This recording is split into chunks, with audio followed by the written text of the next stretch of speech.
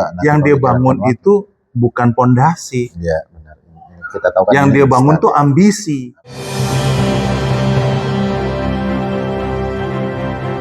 Persoalan kita bahas soal Nggak ada persoalan. nggak ada persoalan. Iya. Ini hanya Kita sharing. coba. ya, Iya. sharing, kita discuss ya. Oke, ini topik.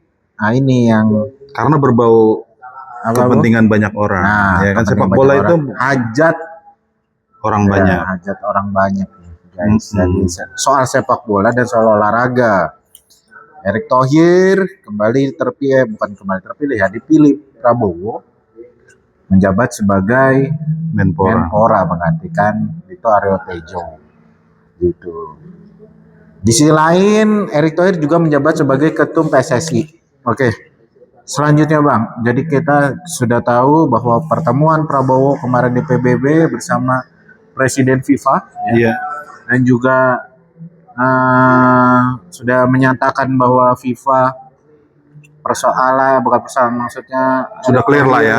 Erick Thohir Sudah dapat restu mengangkat ya. jabatan, dapat restu. Langsung Bang Ben, komentarnya bagaimana Bang Ben nih? Iya, kalau komentarnya Gianni Infantino sebenarnya nggak surprise kita ya.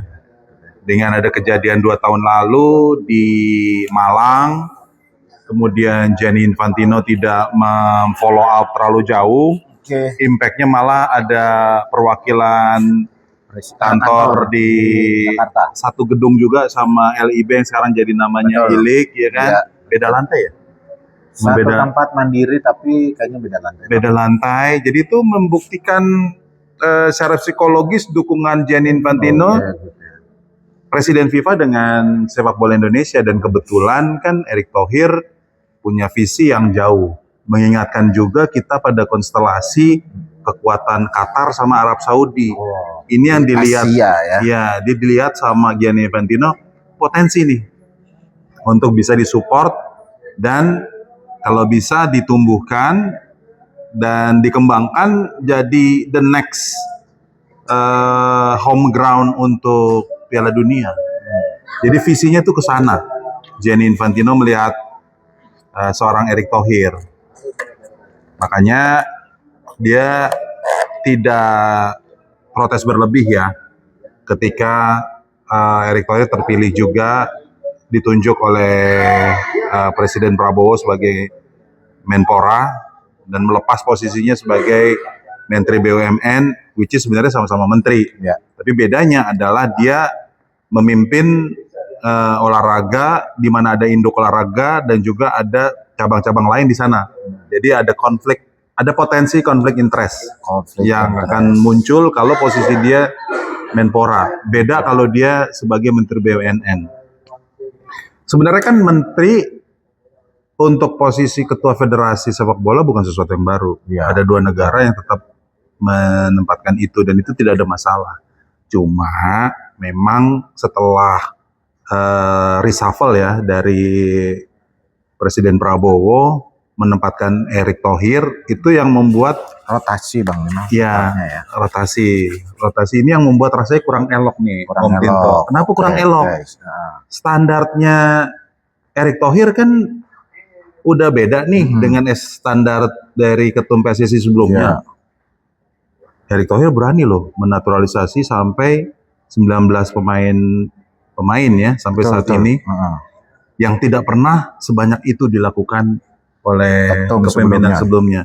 Menjadi pertanyaan adalah apakah pola seperti ini kalau dijadikan standar juga diterapkan di cabang-cabang olahraga lain?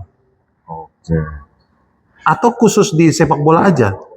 Dan pertanyaannya kenapa di sepak bola? Emang seberapa penting sih sepak bola sampai membuat segitu masifnya gitu ya? Benar. Kita tahu aja prestasinya aja ya, kita masih merintis ya. Iya. Maka ini menjadi backfire buat Erick Thohir. Karena itu menjadi pertama orang akan melihat kalau itu diterapkan di sepak bola, dia ditunjuk sebagai Menteri Olahraga dan Pemuda, standar yang sama juga harus dilakukan. Cuman menjadi pertanyaan adalah apakah dia seserius itu untuk melihat prestasi ya, bukan pembinaan ya. Sekali lagi ini kita belum berbicara pembinaan, prestasi yang harus di-boosting seperti yang terjadi di sepak bola gitu Om Dito. Oke. Oke, Bang. Jadi kan kita tahu nih, jadi dampaknya atau efeknya ya dari rangkap jabatan yang dialami oleh Erick Thohir ya Menpora dan PSSI ini. Untungnya apa sih Bang saat ini Bang? Untungnya dan kelemahannya nanti, potensinya nanti nih yang tadi Abang bilang kan ada konflik of interest terjadi. Nah, selain dua faktor itu Bang, tapi kalau dari regulasi bisa dikelirkan nggak Bang bahwa emang ini benar tidak menyalahi statuta nih? Status FIFA kan cuman tidak boleh terafiliasi dengan pengurus apa namanya pemerintah kan? Ya. Hanya itu aja, tapi nggak spesifik. Tidak boleh ketua federasi itu punya posisi di pemerintahan. Hanya nggak boleh konflik kepentingan aja, itu aja. Itu artinya memang ini murni etika. Kenapa? Karena waktu dia BUMN kan tidak spesifik dia ada di olahraga. Tapi begitu dia Menpora, ya pasti ada konflik of interest dong. Karena ada cabang lain juga yang dia harus bina. Jadi pertanyaan kan, masa dia hanya fokus di sepak bola karena dia ketum? Harus dong dia bina yang lain. Apalagi cabang-cabang olahraga yang punya potensi mendulang medali untuk event-event internasional. Karena jangan lupakan, lagu Indonesia Raya sama bendera merah putih itu berkumandang dan juga berkibar itu setelah kedatangan pejabat Presiden, negara ya, dan hanya olahraga. betul. That's it. Kalau bukan presiden yang hadir, itu pun emas ya Bang ya, di iya, olahraga itu pun emas. Jadi ini prestisius apa yang sudah dilakukan di paling baru kan di wall climbing. Terus juga di angkat besi. Terus juga yang pasti bulu tangkis sejak 92. Apakah ini akan disamakan? Kalau disamakan seperti apa polanya? Kalau dibedakan, pertanyaannya kenapa dibedakan? Jadi berbeda gitu karena posisi dia sebagai Menpora bukan lagi Menteri BUMN. Itu sih Om. Benar. Jadi faktor ini ya Bang ya, apa pemerataan ya. Faktor dia di kolam yang sama Om. Oke.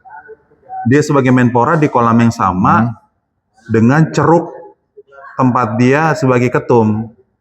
Jadi di skup yang lebih kecil dia ada jabatan lain selain di kolam besarnya dia ada di. Dia harus bisa mengurusi olahraga Indonesia. Iya.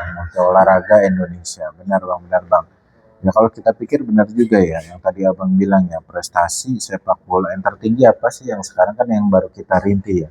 Iya, lolos putaran keempat. Keempat itu prestasi kita. Sedangkan di olahraga lain tadi Abang udah bilang Olimpiade juga emas, kita juga cabang lain ya. Cabang lain ya, dari angkat berat, terus wall climbing ya semuanya sudah mulai bermunculan ya. Artinya kan ya ini yang harus dilakukan Erick Thohir ya, bukan mengurusi soal sepak bola ataupun ngurusin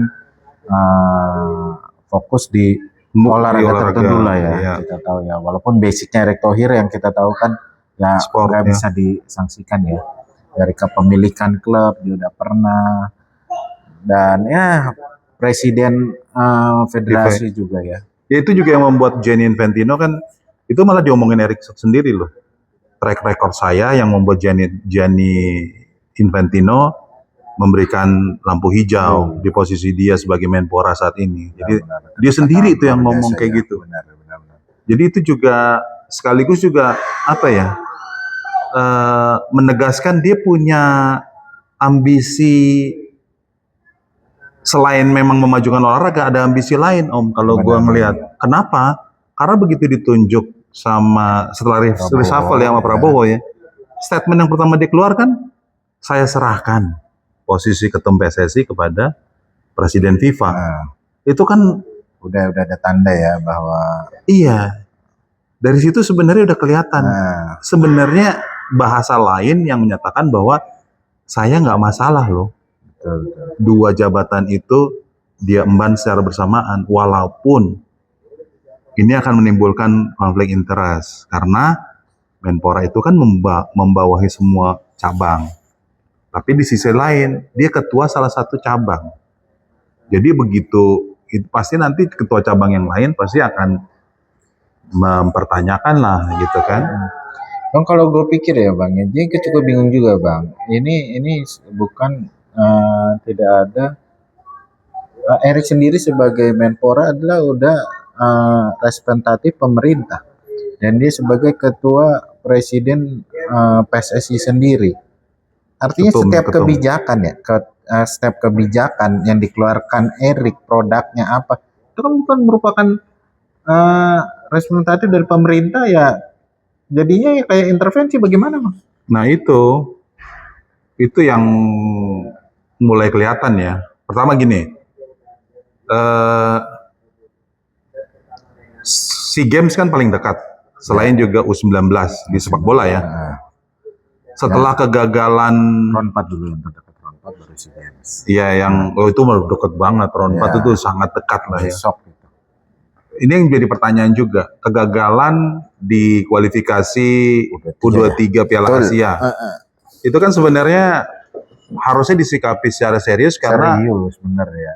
Ya bukan membuka cerita lama lagi ya, semifinalis dan segala macam, nggak mau cerita tentang pelatih sebelumnya lah, tapi kok yang jelas-jelas potensi itu besar dan gagalnya itu cukup membuat down lah ya. Benar ya. Setelah dia duduk, ini minggu kedua ya, dia duduk sebagai Menpora. Kok belum ada? Belum nyentuh ya? Iya, belum ada nih sentuhan-sentuhan. Sementara kan SEA Games sudah dekat. Evaluasi dari situ ya benar. Iya, termasuk juga pelatih U23 yang akan menangani ini siapa? Bukannya udah diserahkan kembali sama Belum. Ini Indra Safri? Belum. Oh itu belum? Hanya isunya lokal. Oh. Makanya kita berasumsi akan kembali lagi nih karena nature-nya emas terakhir di SEA Games kan. Betul. Tapi kan itu juga belum diputuskan. Belum lagi kalau kita berbicara tentang roadmap. Benar. Olahraga seperti apa? Jadi yang akan menjadi pertanyaan adalah kalau PSSI dikelola dengan seperti ini, olahraga akan seperti apa?